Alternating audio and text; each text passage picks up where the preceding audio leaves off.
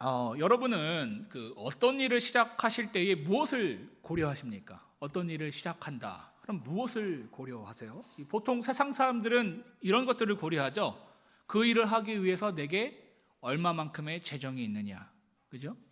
내가 그 일을 하기 위해서 얼마만큼의 시간이 있고 또 능력이 있고 건강이 있느냐, 또 사람들이 있느냐, 보통 이런 것들을 고려하기 마련입니다. 그런데 여러분, 하나님을 믿는 사람들은요, 어떤 일을 시작할 때에 이러한 것들이 중요한 고려사항이 아닙니다. 그냥 참고 사항 정도이지, 있어도 그만, 없어도 그만이에요. 그 일을 하는데 돈이 있건 없건, 그러니까 있으면 뭐 좀 좋은 거, 없어도 뭐 크게 불편하지 않는 거, 뭐 시간, 건강, 뭐 사람들, 있고 없고가 크게 중요하지 않습니다. 그럼 믿는 우리가 어떤 일을 시작할 때에 가장 중심적으로 고려해야 할 사항은 무엇인가?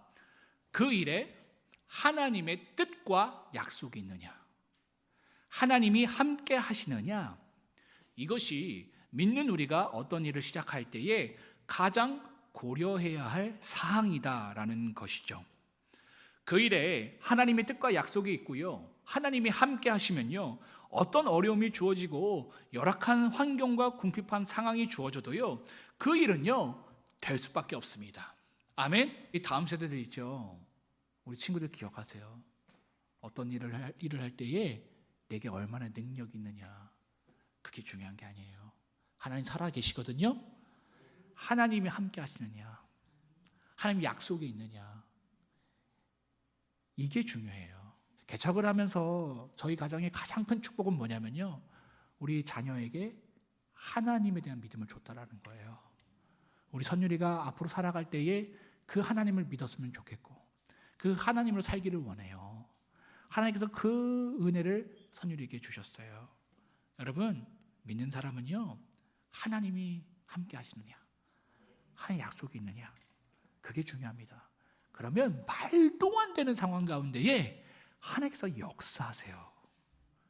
근데 여러분, 믿음이 없고 세상의 가치가 내게 강하면요, 그 일에 하나님의 뜻과 약속이 있느냐 보다는 내게 그 일을 할 수 있는 여건과 여력이 있는지를 먼저 계산합니다. 심지어 하나님의 뜻이 분명하고 약속이 주어져도요, 내가 그 일을 할 수 없는 상황들에 대해서 수십 가지 핑계와 변명을 늘어놓습니다. 그리고 그 일을 미루거나 동참하지 않아요. 왜? 계산이 안 나오거든요. 그들은요, 하나님의 약속을 따라 바벨론의 풍요롭고 안정된 생활을 버리고 고국으로 돌아와 성전을 지었던 이들입니다. 지금으로 따지면 미국으로 어쨌든 이민을 갔어요. 그래서 미국에서 잘 사는 거예요. 그래도 꽤 잘 사는 거예요. 근데 이제 한국 전쟁에 나갔고 막 폐허가 됐어. 그래서 고국을 건설하기 위해서 그 좋은 미국을 내려놓고 한국에 온 것처럼 이스라엘 백성들이 바벨론이라는 아주 좋은 문명의 그 나라에서 고국을 세우기 위해서 결단하고 헌신하면서 이스라엘로 지금 돌아온 겁니다. 그리고 하나님의 성전을 그 폐허 가운데 세운 거예요. 얼마나 큰 신앙의 결단과 헌신입니까? 그런데 사마리아 사람들의 엄청난 방해와 핍박, 그들에게 주어진 경제적 어려움으로 인해서요, 그들은 성전 건축을 중단했습니다. 그 기간이 무려 20년이나 흐른 거예요. 처음에는요, 성전 건축이 중단되게 되었다라는 사실이 그들의 마음 가운데 안타까움으로 다가왔습니다. 그런데 시간이 지나면 지날수록 5년이 지나고 10년이 지나고 15년이 지나고 20년이 지나고 시간이 지나면 지날수록 성전을 건축하지 않는 것이 편해진 거예요. 처음에는 그게 마음에 불편하고 안타까움으로 다가왔는데 나중에는 하나님께 예배드리지 않고 하나님의 일을 위해서 헌신하지 않는 것이 편해진 겁니다. 오히려 하나님의 일을 위해서 내 것을 드리고 희생하고 헌신하는 것이 부담스럽게 여겨졌어요. 그래서 그들은요, 다음과 같이 서로 이야기했습니다. 다 함께 2절을 읽겠습니다. 2절 시작.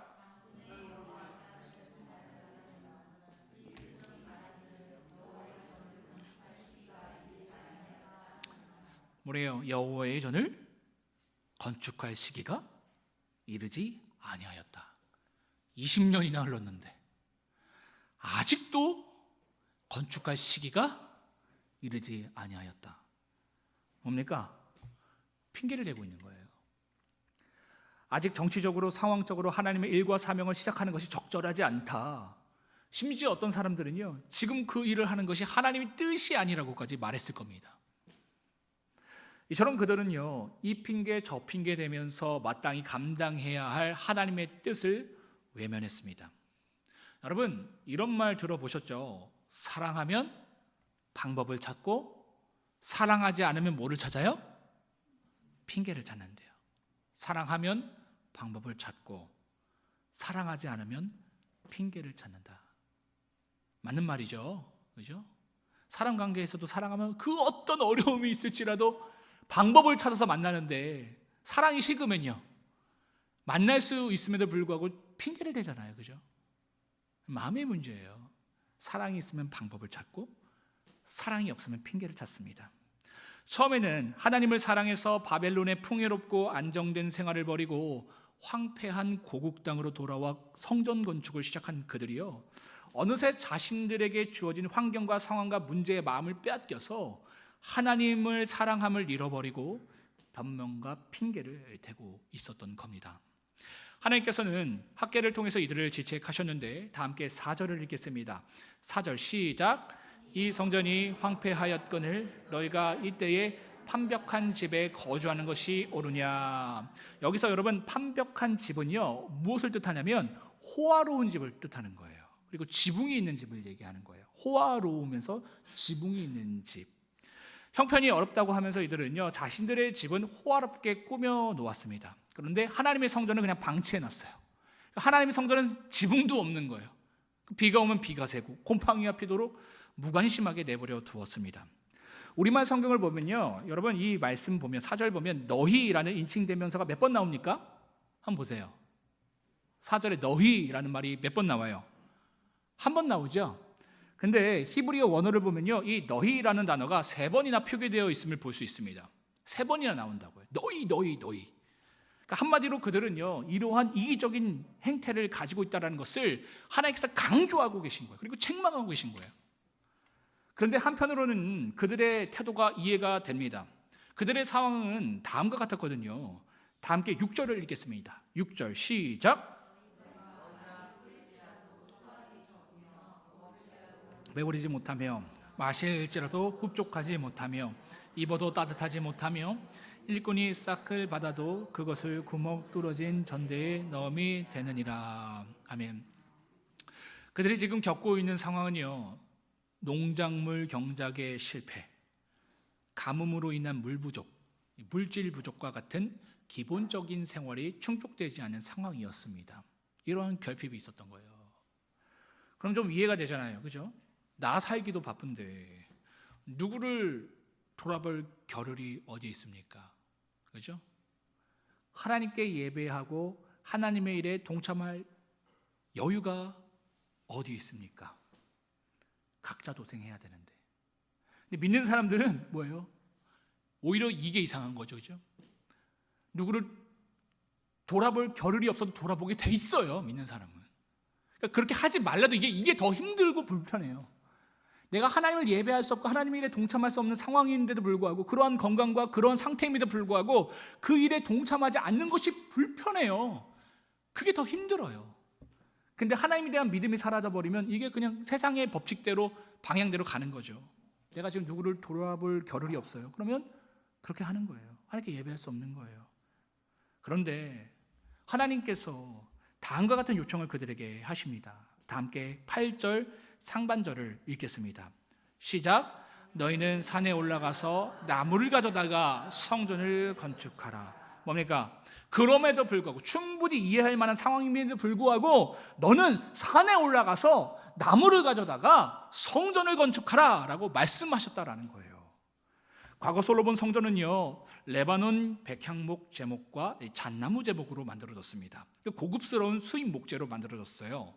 또한 크고 귀한 돌을 떠다가 다듬어서 성전의 기초석을 삼았습니다. 요즘 말로 한다면 이태리 원목과 이태리 대리석으로 만들어진 게 솔로몬의 성전이었어요. 그런데 하나님께서 포로 귀한 자들에게 요구하신 나무는요, 누구나 쉽게 구할 수 있는 뒷산 나무였습니다. 돌은 아예 언급도 하지 않으셨어요. 하나님은요, 경제적으로 어려운 가운데 있는 백성들의 상태를 잘 알고 계셨기 때문에 그들이 감당하기 어려운 무리한 것을 요구하지 않으셨습니다. 마음만 있으면 할 수 있는 일을 그들에게 요구하신 거예요. 하나님께 대한 최소한의 정성을 그들에게 요구하신 겁니다. 이것을 통해서 우리가 알 수 있는 건 뭡니까? 그들이 가진 문제는요, 그들이 처한 상황과 환경의 문제가 아니라 마음의 문제였다라는 거예요. 그들이 하나님 앞에서 예배하고 하나님을 위해서 헌신하는 그 일이 그들의 삶의 문제, 환경, 이것이 아니라 마음의 문제였다라는 거예요. 삶의 우선순위의 문제였다라는 겁니다. 선율이가 저한테 아빠 생일만 되면 뭐 사줄까? 이래요. 뭐 사줄까? 감사하죠. 나중에 그 얘기도 안 하면 어떡할까? 그죠? 뭐 사줄까? 뭐 사줄까? 그럼 제가 이런 얘기를 해요. 선율아, 그냥 편지만 써줘. 편지만 써줘. 그러니까 뭐예요? 최소한의 정성을 요구하는 거죠. 그죠? 최소한의 거. 그건 할 수 있잖아요. 그죠? 하나님께서 이걸 요구하신 거예요. 최소한의 정성. 마음이 있으면 돈이 없어도 최소한의 정성은 할 수 있잖아요. 그죠? 이처럼 마음만 있으면 할 수 있는 일인데 그 마음조차도 그들에게 없었던 겁니다. 왜? 그 하나님의 일이 삶의 우선순위가 아니었기 때문에, 하나님을 사랑하지 않았기 때문에. 그들이 삶이 하나님의 일의 그 우선보다 일보다 우선이었습니다. 그들의 삶이 하나님의 일보다 우선순위였습니다. 하나님이 주신 사명을 저버리고요, 자신들의 일에만 몰두했고 자신들의 삶에만 최선을 다해서 살아갔습니다. 그럼 좀 나아져야 되잖아요. 자신의 삶에 최선을 살았으면 처한 문제가 나아지고 형편이 나아져야 되잖아요. 그런데 기대한 만큼, 최선을 다한 만큼 문제는 호전되지 않았습니다. 점점 더 악화됐어요. 그러니까 하나님의 일에 대해서는 전 관심 없습니다. 세상에 올인하겠습니다. 그래, 좋아요. 그럼 그러한 결과가 나와야 되는데 뭐예요? 기대만큼 그 결과가 주어지지 않았다라는 것이죠. 어떻게 된 일일까? 하나님께서는 그 이유에 대해서 말씀하십니다. 다 함께 9절 하반절에서부터 11절까지 읽겠습니다. 시작. 나 만군의 여호와가 말하노라. 이것이 무슨 까닭이냐? 내 집은 황폐하였으되 너희는 각각 자기의 집을 짓기 위하여 빨랐음이라. 그러므로 너희로 말미암아 하늘은 이슬이 그쳤고 땅은 산물을 그쳤으며 내가 이 땅과 산과 곡물과 새 포도주와 기름과 땅의 모든 소산과 사람과 가축과 손으로 수고하는 모든 일에 한재를 들게 하였느니라. 한재는 뭐예요? 가뭄. 헛되게 하셨다라는 거예요. 그렇게 노력했는데 다 헛되게 되었다. 뭡니까? 하나님의 뜻을 위해서 살아가고 하나님의 일을 하는 것을 소홀히 여기고 무관심했기 때문에 이러한 삶의 어려움이 너희에게 주어진 것이다 말씀하고 계신 겁니다. 결국 그들의 삶의 문제가 주어지고 어려움이 주어진 근본 원인은요, 그들의 삶의 잘못된 우선순위 문제였습니다. 다행히 그들은요, 하나님께서 학계를 통해서 말씀하신 그 질책의 말씀을 귀담아 들었습니다. 그리고 그 말씀대로 순종하여 다시금 성전을 건축하는 일을 시작했습니다. 여러분, 이게 참 중요한 거예요. 여기서 우리가 주목해야 할 신앙의 포인트가 있습니다. 뭐냐면 신앙에 있어서 가장 중요한 것은 청종과 순종이다라는 거예요. 뭐라고요? 청종과 순종. 열왕기서와 이 역대기서에서 이것을 강조했던 겁니다. 여러분, 이스라엘 백성들이요, 왜 멸망했습니까? 하나님 앞에서 이스라엘 백성들이 청종과 순종의 태도를 잃어버렸기 때문에. 그들은 선지자를 통해서 선포된 하나님의 말씀을 끝까지 듣지 않았습니다. 그래서 그들은요, 결국 하나님의 진노와 징계를 받게 된 것이죠. 그랬던 그들이요, 이제 70년이라는 바벨론 포로 생활을 통해서 이 듣는 마음 청종을 훈련받았습니다. 그래서 이와 같은 하나님 말씀에 그들이 청종하고 순종할 수 있었던 것이죠. 여러분, 이러한 말씀을 여러분 듣고 계세요. 누군가에게 이 말씀이 레마의 말씀일 수도 있어요. 누군가는 그 말씀을 청종하고 순종하겠죠. 누군가는 그냥 흘려보내겠죠. 여기서 신앙이 판가름 난다라는 거예요. 여러분 어떻습니까? 하나님 나에게 경고의 말씀을 주실 때에 그 말씀을 청종해낼 수 있는 실력이 여러분들에게 있으십니까? 청종하는 것을 넘어서 순종하는 그 능력이 여러분들에게 있으십니까? 그럼 여러분들이 꽤 괜찮은 거예요. 근데 이게 없다, 그러면 참 어렵다라는 것이죠. 이처럼 하나님의 말씀을 청종하고 순종할 때에 하나님의 뜻과 사명과 일을 그들의 삶의 최우선순위에 두었을 때에 하나님께서는 그들에게 다음과 같은 약속을 하십니다. 다 함께 13절 하반절을 읽겠습니다. 시작.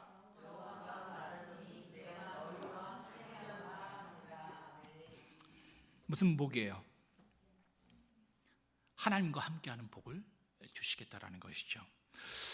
어떤 분들은요 이런 생각이 들 수 있어요. 고작 이런 복을 주시겠다고? 그죠? 하나님 말씀에 어렵게 청종하고 순종하면 그래도 좀 세상적으로 폼나는 것을 주셔야 되는 거 아닙니까? 제가 이제 개척을 했어요. 제 모든 것을 드려서 개척을 했어요. 저희 재정과 저희 헌신과 모든 것을 드렸어. 근데 하나님이 약속하는 게 그것을 통해서 내가 큰 부흥을 주겠다, 이래야 되는데, 야, 너 나에게 헌신했어, 나에게 우선순위를 뒀어, 내가 너와 함께하는 복을 줄게. 누군가에게 이게 아멘이에요. 누군가에게 이게 에게 이거예요. 여러분 제가 누누이 말씀드리죠. 제가 개척 왜 했다고요? 제 어떤 신앙적 철학과 뭐 어떤 것들을 이루기 위해서, 그리고 많은 영혼들을 구원하기 위해서, 뭐 그것도 부수적인 내용이지만 핵심은 아니에요. 제가 개척을 한 이유는요, 개척을 통해서 하나님을 얻기 위해서였어요. 내가 누리는 하나님을 더욱더 풍성히 누리기 위해서 제가 개척을 시작한 거예요. 그렇겠죠. 막막한 현실 속에서 제가 붙들 수 있는 게 하나님밖에 없잖아요. 왔는데 막 물이 새고 있고 곰팡이에 피고 여기 막 부셔져 있고, 그런 거 보면서 제가 새벽마다 어떤 기분이 들었을까요? 어떤 기도가 나왔을까요? 기도가 절로 나왔겠죠. 성도가 한 명도 없어요. 가장이에요. 막막해요. 하나님 앞에 나아가는 거예요. 하나님, 저는 할 수 없습니다, 도와주세요. 근데 하나님이 느껴지는 거예요. 행복한 거예요. 믿음의 사람은요 이 복을 최우선의 복으로 여겨요.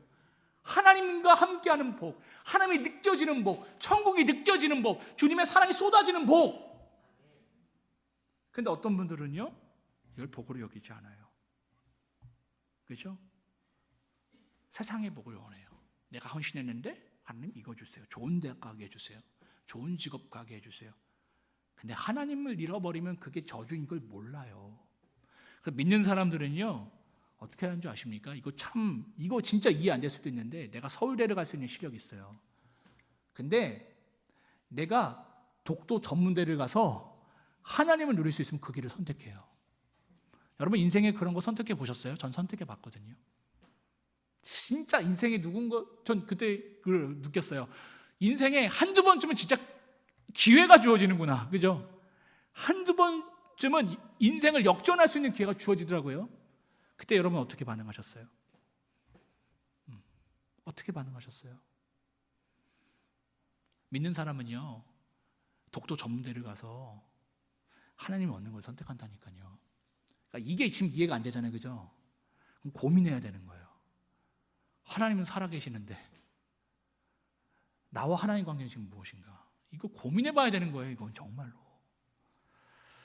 여러분 물론 하나님께서요 세상의 복도 주십니다. 우리가 주중에 마태복음 5장을 살펴봤잖아요. 그죠? 예수님도요 땅을 기업으로 주시겠다고 말씀하셨고 이 땅에서 배부르게 하실 것을 약속하셨습니다. 그런데 제가 뭐라 그랬습니까? 이러한 땅의 복과는 비교할 수 없는 복이 바로 하늘의 복이라고 했죠. 그죠? 하늘의 복. 창조주 하나님이 나의 아버지로 느껴지는 복. 여러분 창조주 하나님이 여러분의 아버지로 느껴지세요? 제가 진지하게 묻는 거예요. 창조주 하나님, 그러니까 하나님이 창조주라는 것, 근데 그분이 나의 아버지라는 것이 믿어지십니까? 예수님이 나를 위해서 나를 사랑하셔서 십자가에 죽으심이 여러분 믿어지십니까? 제가 진짜 묻는 거예요.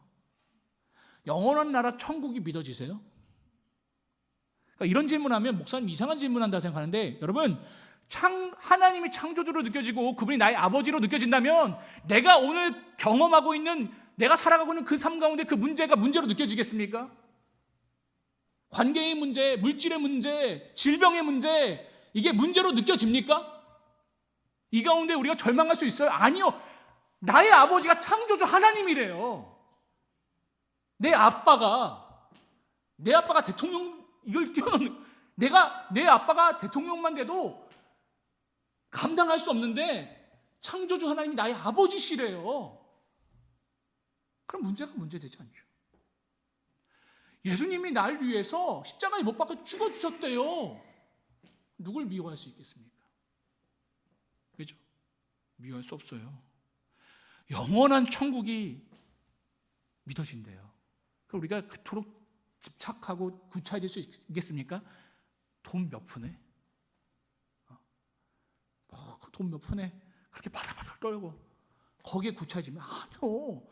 내가 영원한 나라를 소유하고 창조주 하나님을 소유하고 있는데 거기에 바들바들 떨 이유가 없어요. 제가 개척하면서요, 업자들이 봤을 때 제가 굉장히 부자처럼 느껴졌을 거예요. 쥐뿔 없는데 예, 하시죠. 예, 결제하시죠. 이게 얼마나 좋습니까? 얼마나 복된 삶입니까? 여러분, 세상에서 많이 갖고 많이 이룬 삶이 복된 삶이 아닙니다. 어떤 상황 속에서도, 어떤 문제와 관계 속에서도 평안함을 잃지 않고 넘치는 기쁨 가운데에 살아가는 삶이 복된 삶이에요. 멋지지 않아요? 누구도 요동할 수 있는 그 상황 가운데 절대 무너지지 않는 거예요. 그 평안을 잃어버리지 않는 거예요. 기쁨과 감사를 잃어버리지 않는 거예요. 이게 멋진 삶이라니까요. 이거 돈으로도 살 수가 없어요. 학벌로도 살 수가 없다고요. 하나님께 당신의 말씀에 청종하고 순종하는 자에게 하나님께서는 하늘의 복, 임마누엘, 하나님 함께 하시는 복을 주신다라는 겁니다. 세상에 줄 수 없는 평안과 기쁨과 만족을 주신다라는 거예요. 사랑하는 성도 여러분, 하나님이 함께 하시는 하늘의 복을 소유하시기 바랍니다. 그러기 위해서 오늘 내가 주님의 몸된 교회로 세워지고 주님의 몸된 교회를 세워가는 데에 그 어떤 핑계와 변명을 가지면 안 됩니다. 세상에 있었던 나의 마음의 우선순위와 중심을 하나님께로 온전히 옮기셔야 합니다. 하나님은 우리에게 큰 것을 원하시는 것이 아닙니다. 최소한의 정성을 원하시는 거예요. 할 수 있잖아요, 사실. 그것조차 우리는 핑계대고 있는 거지 않습니까? 바라옵기는 한 주간도 하나님께 우선순위를 두는 훈련을 하시길 바랍니다. 하나님께 삶의 우선순위를 두는 것에 그 어떤 핑계와 변명도 용납하지 마시기 바랍니다. 치열한 영적 싸움에서 승리하시길 바라요. 우리 교회가 매일 한 장 성경 통독하고 있어요, 그죠?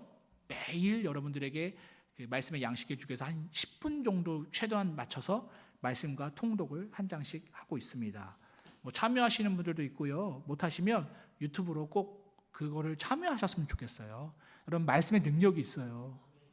진짜예요. 한번 믿어보세요. 말씀을 듣고 그 다음에 말씀을 같이 읽으세요. 그럼 여러분들 그게 1년이 되고 2년이 되면 여러분의 삶이 어떻게 변화가는지 한번 참여해보세요. 알겠죠? 우리 지성이 지우 구독과 좋아요, 알람 설정 부탁해요. 알겠죠? 네. 댓글도 남겨요. 목사님 잘생겼어요. 화면은 얼굴 크게 나왔는데 실제는 존잘. 막 이렇게 써서 이렇게 써주면 큰 힘이 될 겁니다. 알겠죠? 네. 저와 여러분들에게 이러한 복이 넘쳐나게 주님의 이름으로 축복합니다. 기도하겠습니다.